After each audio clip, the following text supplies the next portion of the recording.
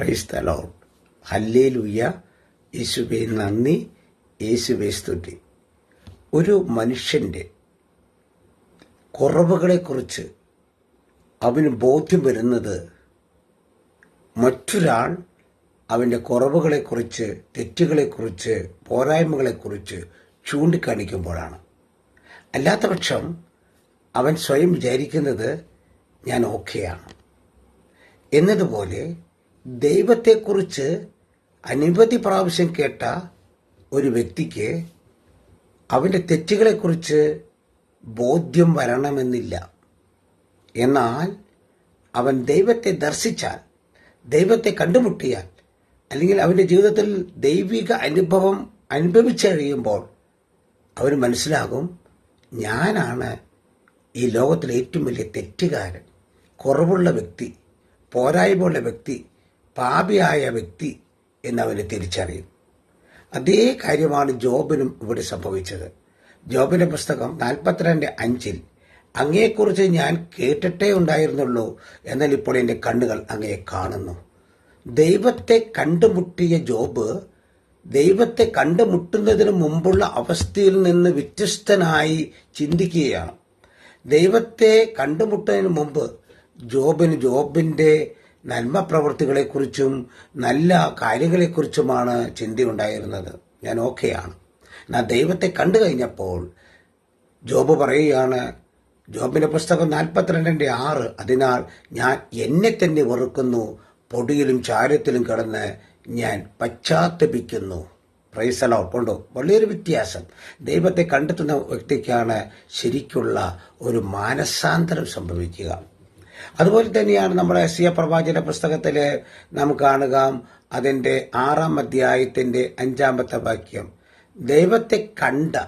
ദൈവത്തെ ദർശിച്ച യെശയ്യാ പ്രവാചകൻ പറയുകയാണ്, ഞാൻ പറഞ്ഞു എനിക്ക് ദുരിതം, ഞാൻ നശിച്ചു, എന്തെന്നാൽ ഞാൻ അശുദ്ധമായ അധരങ്ങളുള്ളവനും അശുദ്ധമായ അധരങ്ങളുടെ മധ്യേ വസിക്കുന്നവനുമാണ്. യെശയ്യാ ഒരു പ്രവാചകനാണ്. പ്രവാചകനായ യെശയ്യാ ദൈവത്തെ കണ്ടു കഴിഞ്ഞപ്പോൾ തൻ്റെ പാപത്തിൻ്റെ അവസ്ഥകളെക്കുറിച്ച്, തൻ്റെ കുറവുകളെക്കുറിച്ച്, ന്യൂനതകളെക്കുറിച്ച് തികച്ചും ബോധ്യവാനായി തീർന്നു. അതുപോലെ നമുക്ക് പുതിയ നിയമത്തിൽ വരുമ്പോൾ ധനികനായ യുവാവ് യേശുവിനോട് ചില ചോദ്യങ്ങളൊക്കെ ചോദിച്ചു. അപ്പോൾ യേശു തിരിച്ചും ചോദിച്ചു. അവനെല്ലാം നിയമങ്ങൾ പാലിക്കുന്നവനാണെന്ന് അവൻ അഭിമാനത്തോട് പറഞ്ഞു. അപ്പോൾ കർത്താവ് പറഞ്ഞു, നിനക്കൊരു കുറവുണ്ട്. നിന്റെ സമ്പത്ത് അത് വിറ്റ് ദരിദ്രർക്ക് കൊടുത്ത് എന്നെ അനുഗമിക്കുക. ദൈവത്തെ കണ്ട ധനികനായ യുവാവ് അവൻ്റെ കുറവുകളെക്കുറിച്ച് ദൈവം സൂചിപ്പിക്കുന്നത് അവനെ കണ്ടു കഴിഞ്ഞപ്പോഴാണ്, ദൈവത്തെ കണ്ടു കഴിഞ്ഞപ്പോഴാണ്. അതുപോലെ നമ്മുടെയെല്ലാം കുറവുകൾ, നമ്മുടെയെല്ലാം ന്യൂനതകൾ, നമ്മുടെയെല്ലാം പോരായ്മകൾ, നമ്മുടെയെല്ലാം ആ തിന്മകൾ, ഇത് നമുക്ക് ബോധ്യം വരുന്നത് നാം ദൈവത്തെ കാണുമ്പോഴാണ്. അതുവരെ നമ്മളെന്താ വിചാരിക്കുക, ഞാൻ നല്ലവനാണ്, ഞാൻ നീതിമാനാണ്, ഞാൻ പരിശുദ്ധനാണ്, എന്നെപ്പോലെ എല്ലാവരും ആയി തീർന്നാൽ മതി, ഞാനൊരു വിശുദ്ധനാണ്. ഈ ധാരണ അതിലംഘിക്കുന്നത് ദൈവത്തെ കാണുമ്പോഴാണ്. ദൈവത്തെ കണ്ടു കഴിഞ്ഞ് നമ്മുടെ ജീവിതത്തിൽ മാറ്റം വരുമ്പോഴാണ് ഞാൻ വിശുദ്ധനാകുന്നത്. ദൈവത്തെ കണ്ടു കഴിയുമ്പോൾ എൻ്റെ കുറവുകളെ അംഗീകരിക്കുമ്പോഴാണ്, അത് തിരുത്തുമ്പോഴാണ് ഞാൻ വിശുദ്ധനാകുന്നത്. ദൈവത്തെ കാണുമ്പോൾ എൻ്റെ പാപാവസ്ഥകളെ ഏറ്റുപറഞ്ഞ് അനുദപിച്ച് അതുമായി ബന്ധം വിട്ട് ഞാൻ പുതിയൊരു ജീവിതം നയിക്കുമ്പോഴാണ് ഞാൻ വിശുദ്ധനാകുന്നത്. നമുക്ക് നമ്മളെ തന്നെ പരിശോധിക്കാം. കർത്താവെ, എൻ്റെ ജീവിതം എനിക്ക് തിരിച്ചറിയാൻ, അങ്ങയെ കാണുവാൻ, അങ്ങയെ ദർശിക്കുവാൻ എനിക്ക് ഭാഗ്യമുണ്ടാകണമേ. യേശുവേ നന്ദി, യേശുവേ സ്തുതി. Praise the Lord. ഹല്ലേലൂയ. യേശുവേ നന്ദി, യേശുവേ സ്തുതി. ഒരു മനുഷ്യൻ്റെ കുറവുകളെക്കുറിച്ച് അവന് ബോധ്യം വരുന്നത് മറ്റൊരാൾ അവൻ്റെ കുറവുകളെക്കുറിച്ച്, തെറ്റുകളെക്കുറിച്ച്, പോരായ്മകളെക്കുറിച്ച് ചൂണ്ടിക്കാണിക്കുമ്പോഴാണ്.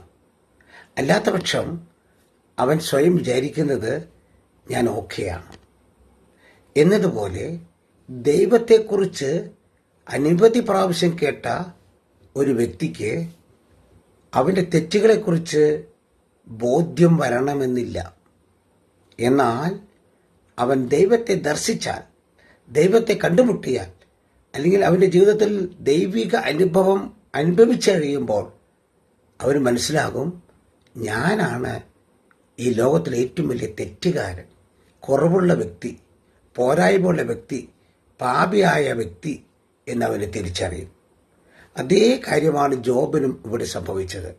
ജോബിന്റെ പുസ്തകം 42:5 അങ്ങയെക്കുറിച്ച് ഞാൻ കേട്ടിട്ടേ ഉണ്ടായിരുന്നുള്ളൂ, എന്നാൽ ഇപ്പോൾ എൻ്റെ കണ്ണുകൾ അങ്ങയെ കാണുന്നു. ദൈവത്തെ കണ്ടുമുട്ടിയ ജോബ് ദൈവത്തെ കണ്ടുമുട്ടുന്നതിന് മുമ്പുള്ള അവസ്ഥയിൽ നിന്ന് വ്യത്യസ്തനായി ചിന്തിക്കുകയാണ്. ദൈവത്തെ കണ്ടുമുട്ടുന്നതിന് മുമ്പ് ജോബിന്റെ നന്മ പ്രവൃത്തികളെക്കുറിച്ചും നല്ല കാര്യങ്ങളെക്കുറിച്ചുമാണ് ചിന്തയുണ്ടായിരുന്നത്. ഞാൻ ഓക്കെയാണ്. എന്നാൽ ദൈവത്തെ കണ്ടു കഴിഞ്ഞപ്പോൾ ജോബ് പറയുകയാണ്, ജോബിന്റെ പുസ്തകം 42:6 അതിനാൽ ഞാൻ എന്നെ തന്നെ വെറുക്കുന്നു, പൊടിയിലും ചാരത്തിലും കിടന്ന് ഞാൻ പശ്ചാത്തപിക്കുന്നു. Praise the Lord. കൊണ്ടോ വലിയൊരു വ്യത്യാസം. ദൈവത്തെ കണ്ടെത്തുന്ന വ്യക്തിക്കാണ് ശരിക്കുള്ള ഒരു മാനസാന്തരം സംഭവിക്കുക. അതുപോലെ തന്നെയാണ് നമ്മുടെ യെശയ്യാ പ്രവാചക പുസ്തകത്തിൽ നാം കാണുക, അതിൻ്റെ 6-ാം അധ്യായത്തിൻ്റെ 5-ാമത്തെ വാക്യം. ദൈവത്തെ ദർശിച്ച യെശയ്യാ പ്രവാചകൻ പറയുകയാണ്, ഞാൻ പറഞ്ഞു, എനിക്ക് ദുരിതം, ഞാൻ നശിച്ചു, എന്തെന്നാൽ ഞാൻ അശുദ്ധമായ അധരങ്ങളുള്ളവനും അശുദ്ധമായ അധരങ്ങളുടെ മധ്യേ വസിക്കുന്നവനുമാണ്. യെശയ്യാ ഒരു പ്രവാചകനായ യെശയ്യാ ദൈവത്തെ കണ്ടു കഴിഞ്ഞപ്പോൾ തൻ്റെ പാപത്തിൻ്റെ അവസ്ഥകളെക്കുറിച്ച്, തൻ്റെ കുറവുകളെക്കുറിച്ച്, ന്യൂനതകളെക്കുറിച്ച് തികച്ചും ബോധ്യവാനായി തീർന്നു. അതുപോലെ നമുക്ക് പുതിയ നിയമത്തിൽ വരുമ്പോൾ ധനികനായ യുവാവ് യേശുവിനോട് ചില ചോദ്യങ്ങളൊക്കെ ചോദിച്ചു. അപ്പോൾ യേശു തിരിച്ചും ചോദിച്ചു. അവനെല്ലാം നിയമങ്ങൾ പാലിക്കുന്നവനാണെന്ന് അവൻ അഭിമാനത്തോട് പറഞ്ഞു. അപ്പോൾ കർത്താവ് പറഞ്ഞു, നിനക്കൊരു കുറവുണ്ട്. നിന്റെ സമ്പത്ത് അത് വിറ്റ് ദരിദ്രർക്ക് കൊടുത്ത് എന്നെ അനുഗമിക്കുക. ദൈവത്തെ കണ്ട ധനികനായ യുവാവ് അവൻ്റെ കുറവുകളെക്കുറിച്ച് ദൈവം സൂചിപ്പിക്കുന്നത് അവനെ കണ്ടു കഴിഞ്ഞപ്പോഴാണ്, ദൈവത്തെ കണ്ടു കഴിഞ്ഞപ്പോഴാണ്. അതുപോലെ നമ്മുടെയെല്ലാം കുറവുകൾ, നമ്മുടെയെല്ലാം ന്യൂനതകൾ, നമ്മുടെയെല്ലാം പോരായ്മകൾ, നമ്മുടെയെല്ലാം ആ തിന്മകൾ, ഇത് നമുക്ക് ബോധ്യം വരുന്നത് നാം ദൈവത്തെ കാണുമ്പോഴാണ്. അതുവരെ നമ്മളെന്താ വിചാരിക്കുക, ഞാൻ നല്ലവനാണ്, ഞാൻ നീതിമാനാണ്, ഞാൻ പരിശുദ്ധനാണ്, എന്നെപ്പോലെ എല്ലാവരും ആയി തീർന്നാൽ മതി, ഞാനൊരു വിശുദ്ധനാണ്. ഈ ധാരണ അതിലംഘിക്കുന്നത് ദൈവത്തെ കാണുമ്പോഴാണ്. ദൈവത്തെ കണ്ടു കഴിഞ്ഞ് നമ്മുടെ ജീവിതത്തിൽ മാറ്റം വരുമ്പോഴാണ് ഞാൻ വിശുദ്ധനാകുന്നത്. ദൈവത്തെ കണ്ടു കഴിയുമ്പോൾ എൻ്റെ കുറവുകളെ അംഗീകരിക്കുമ്പോഴാണ്, അത് തിരുത്തുമ്പോഴാണ് ഞാൻ വിശുദ്ധനാകുന്നത്. ദൈവത്തെ കാണുമ്പോൾ എൻ്റെ പാപാവസ്ഥകളെ ഏറ്റുപറഞ്ഞ് അനുദപിച്ച് അതുമായി ബന്ധം വിട്ട് ഞാൻ പുതിയൊരു ജീവിതം നയിക്കുമ്പോഴാണ് ഞാൻ വിശുദ്ധനാകുന്നത്. നമുക്ക് നമ്മളെ തന്നെ പരിശോധിക്കാം. കർത്താവെ, എൻ്റെ ജീവിതം എനിക്ക് തിരിച്ചറിയാൻ, അങ്ങയെ കാണുവാൻ, അങ്ങയെ ദർശിക്കുവാൻ എനിക്ക് ഭാഗ്യമുണ്ടാകണമേ. യേശുവേ നന്ദി, യേശുവേ സ്തുതി.